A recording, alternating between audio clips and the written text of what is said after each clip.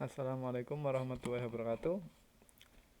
Eh, Pada video kali ini saya akan coba melanjutkan bagaimana cara membuat mind map menggunakan Xmind 8.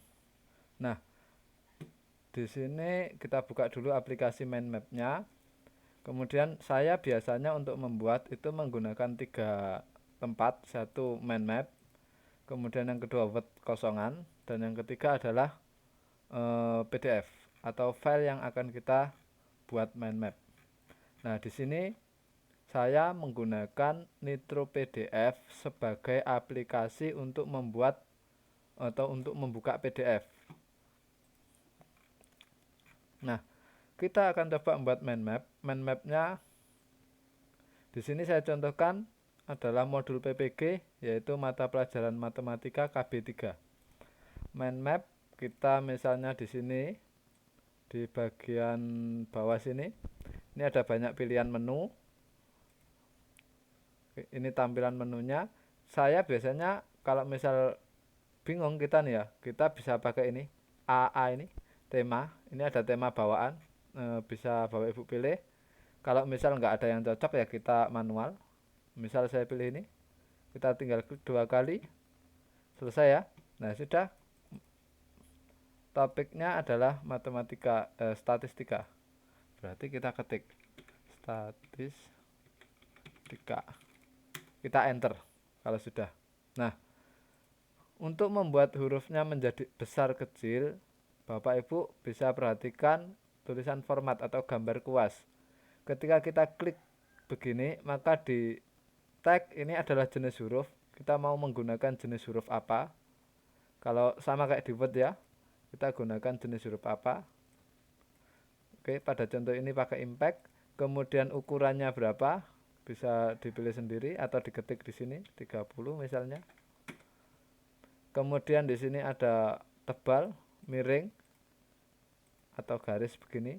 Nah, di sini ada mau dibikin uppercase semua, lowercase semua, atau kapital. Huruf depannya aja yang besar. Misal di sini saya bikin huruf besar semua gini. Nah, di sini ada shape dan border. Shape, border, round ini adalah bentuknya.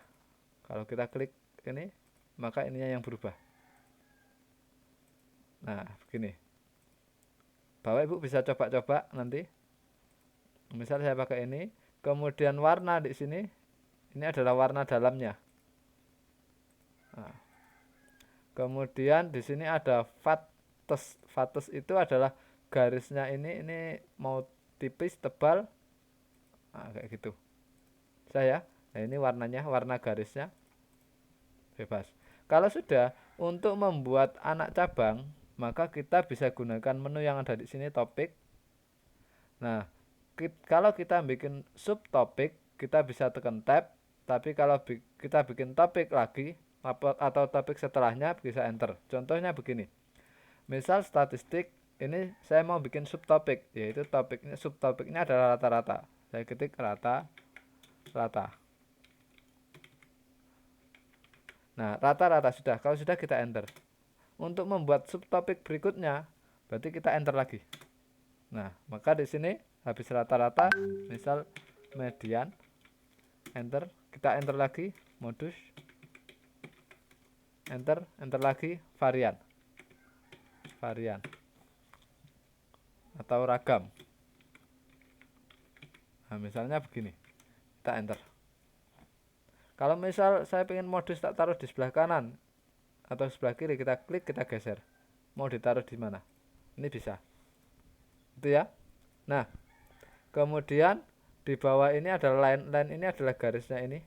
Ini mau termasuk garis tebal kalau saya pilih bawah. Nah, ini garis ininya, tebal tipisnya. Itu masuk di line. Ini warnanya mau warna biru, kuning, merah, nah kayak gitu. Atau kalau dari yang pusat, nah begini. Ini juga bisa. Kemudian dari rata-rata ini kita tambahkan misalnya rumus atau pengertian misalnya. Di sini bisa kita enter pengertian.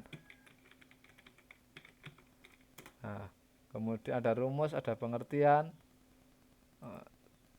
Nah, rumus saya taruh di bawah. Rumus kan ada dua untuk rata-rata. Apakah itu data tunggal atau data kelompok? Maka kita bisa tekan tab data tunggal. Kemudian enter lagi data kelompok. Nah, itu kalau kita ngetik. Sekarang kalau cara ngopi paste dari PDF bagaimana? Misal pengertian rata-rata, ini saya kopikan dari PDF.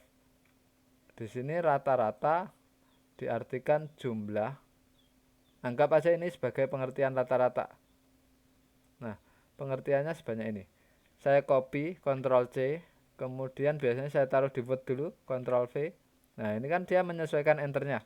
Kita hapus enternya. Kita delete. Nah, begitu. Kalau sudah begini, nah ini saya copy.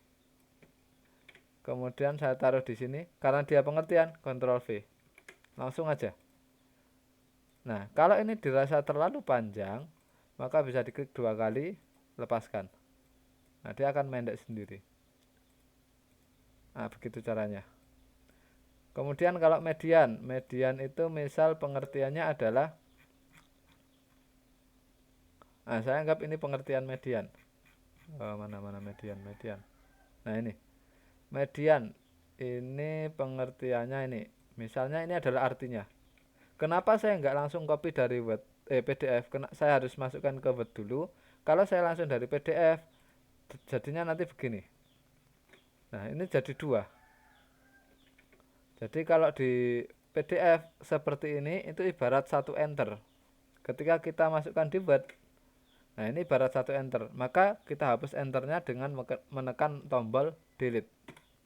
Kemudian kita kasih spasi. Nah ini kita blok, kita copy, Ctrl C ya. Kemudian kita paste di sini. Langsung aja Ctrl paste. Kita klik 2 kali biar pendek. Kalau kurang pendek diklik lagi, ini ada panahnya. Nah nanti bisa dicoba-coba.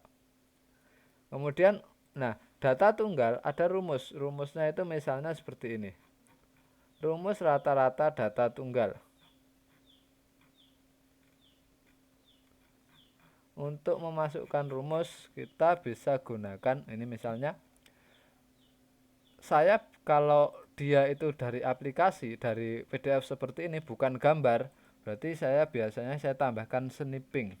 Ini di setiap Windows mesti ada snipping tool. Nah, kita snipping tool kayak gini, kita klik new, kemudian di sini ini kita blok begini. Nah, sudah kita copy. Copy, kita masuk ke mind map lagi. Kita klik di data tunggal, langsung Ctrl V, CTRL V. Nah, dia muncul otomatis. Misal di bawahnya ada keterangan, ya kita tinggal enter.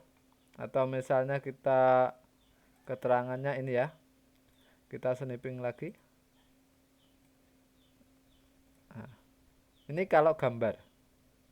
Kita masuk mind map, kita taruh sini, diklik, enter, Ctrl V. Nah, otomatis seperti itu. Ini kalau garisnya ketebalan bisa diklik di sini, pathsnya. Nah, atau stylenya mau dirubah boleh. Nah, seperti ini. Kemudian sudah ya. Nah, data kelompok juga sama. Kalau misal kita mau nambahkan gambar misalnya, di data kelompok saya mau tambahkan gambar. Di sini Bapak Ibu bisa klik kanan, pilih insert image, insert, pilih image, gambar. Nah, ini atau tekan ini CTRL dan I. Kita cari gambarnya yang mana. Misal mau saya masukkan gambar ini, balok, open. Dia akan muncul begini. Ini kalau kurang besar ya kita besarin. Itu ya. Atau kalau misal pakai shortcut, kita bisa juga modus, kita Ctrl I, CTRL I, nah langsung muncul ini.